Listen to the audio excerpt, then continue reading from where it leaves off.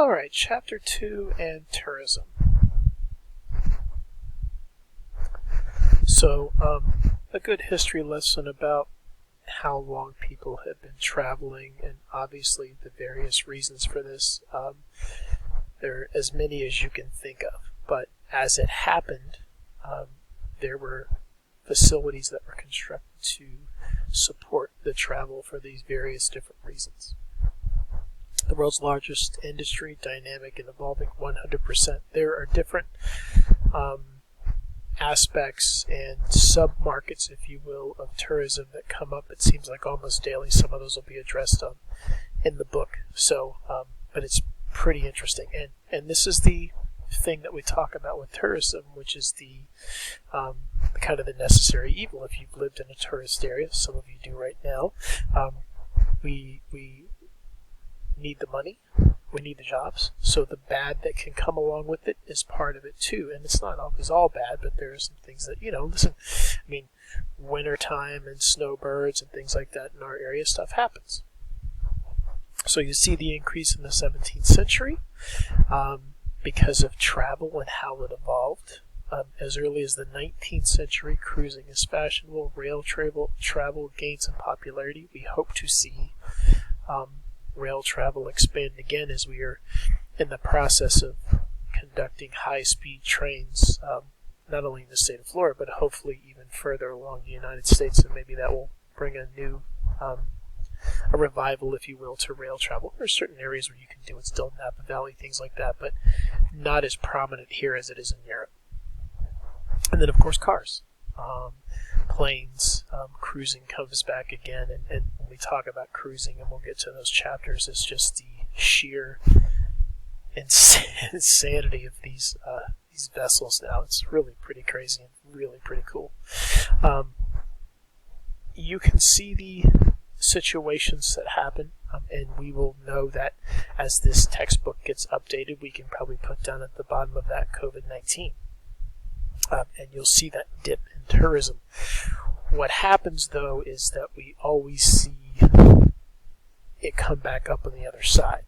And when I say you don't see COVID-19 on here, and you will in the next edition of that book whenever it comes out, you will see a huge burst in travel of people that have felt cooped up, that want to get out of their house and go anywhere to just kind of travel.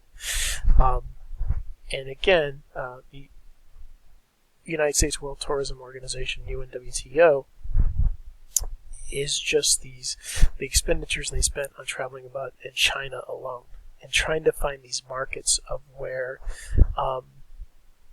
folks are coming in from. Like, what is it about this part of the country that somebody from Scotland wants to come to? Why? And vice versa. But again, what is it that makes it appealing? Because we want as many people as possible to come to our destination, right? So UNWTO, sustainable tourism, universally accessible, economic development, a code of ethics. Very important that you have this code of ethics, right? When you look at that definition, staying outside their usual environment for less than one consecutive year.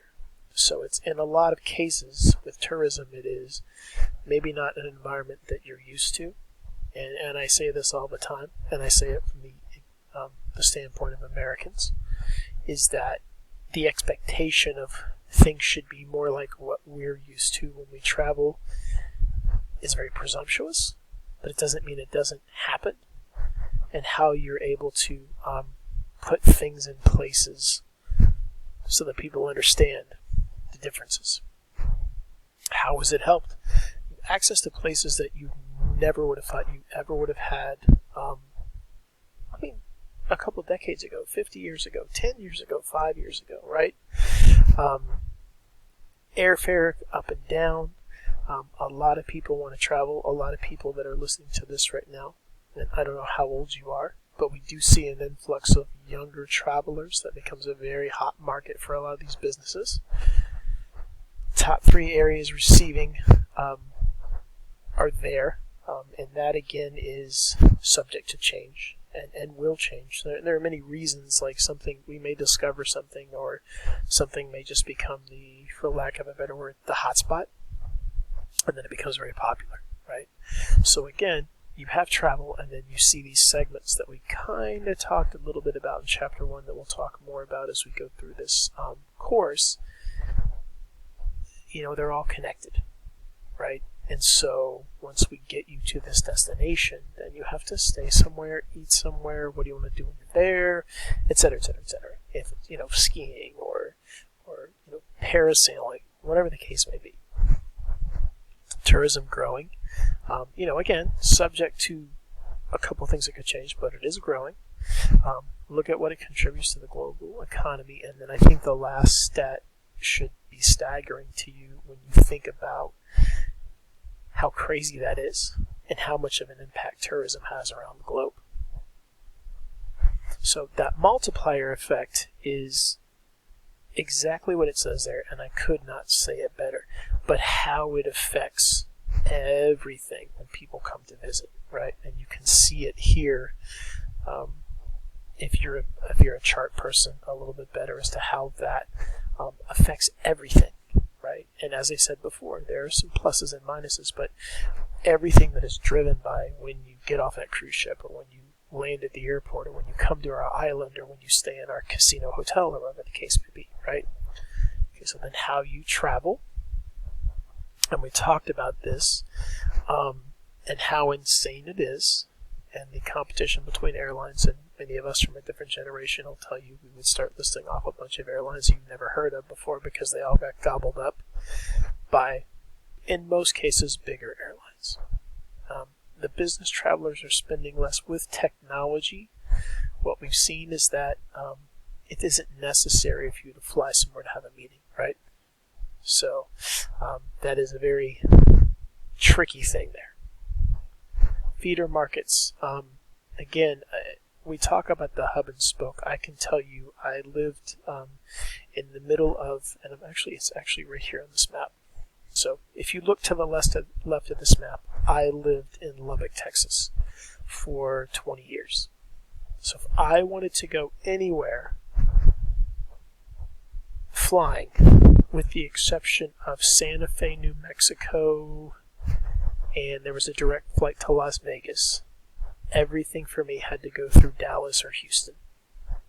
And that was about, and many of you may know this, you may have been in the same kind of markets, maybe a 45-minute flight, and then you land in Dallas, and then you can go to New York, DC, Philadelphia, Europe. I mean, whatever the case may be, that's usually where you would go. College Station is also a college town. Waco was a college town, and that was exactly how it worked. And we used to have little twin propeller planes for the longest time. Now we have smaller jets that take us to the bigger cities, the bigger hubs, to get the big jets to take other trips. So it beats driving, because Lubbock to Dallas is about a 5.5 hour drive, but it's really small and a really quick flight.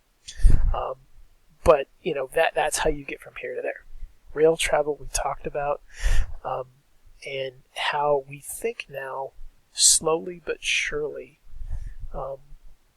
because if you've lived in the big cities, you know how to travel by train, right? But we're talking about everybody else. And so for us, as you're listening to this, Brightline's plan is to go from Miami to Tampa through Orlando, stops at Disney. And I think the Orlando airport station should be done, I believe, 2022. So, again, this is a hope that we are starting to see a change in rail travel, right? If you don't want to get on the turnpike and you don't want to, but you want to go to Disney, but it would be, I live in Miami, oh my gosh, do you know how long that drive is? This is going to be an option for you. And again, if you've ever been to Europe, you know that is pretty much has been the norm for a long time, and that's just basically how a lot of people travel. If you've ever lived in a very large city like New York, between the subways and the trains, or Boston or places like that, a lot of people don't even own cars, and they rely on rail travel. But as you get to other cities and other parts, a lot of people don't. So again, we are looking at kind of developing this, and it had some hiccups, but it's starting to pick up steam. So we're hoping that it continues and that it's an option for travelers. It may not be an option that you want to do, but it is another option that you can do, right? We talked about automobiles. Horseless carriage is so funny. Again, short, medium length trips, and you start to see when you talk about tourism and how these different aspects of tourism, because you could drive somewhere, let's take a day trip, right? Rental cars and the business of renting cars is huge, and they're usually in other services as well, shipping and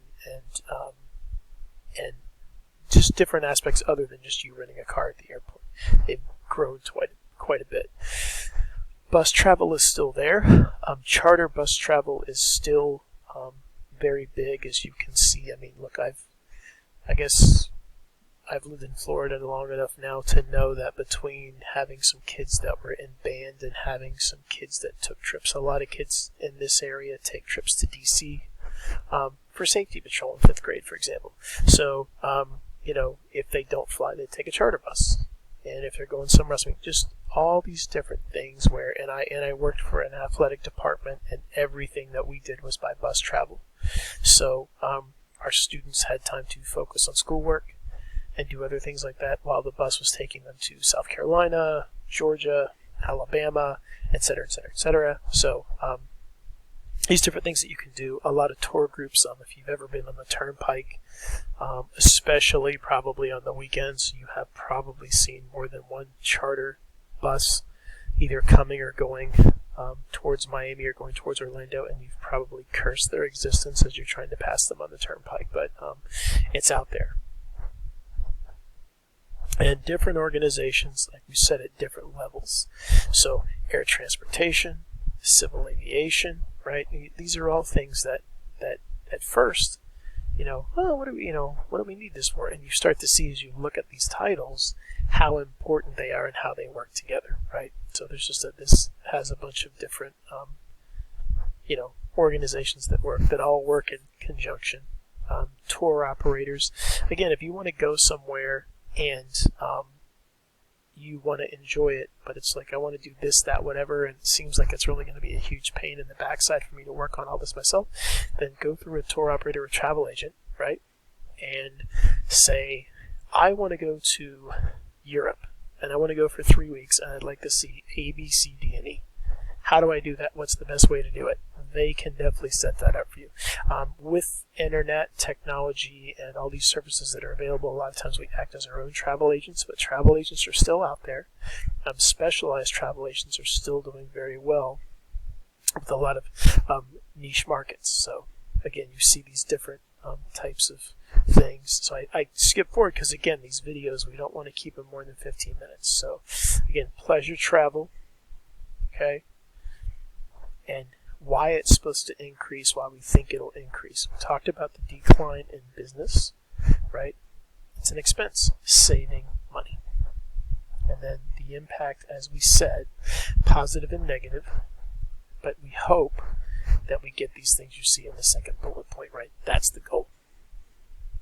And responsible tourism, ecotourism, huge right now, okay? Sustainable tourism. This is a market that probably 10 years ago didn't exist, and it is booming.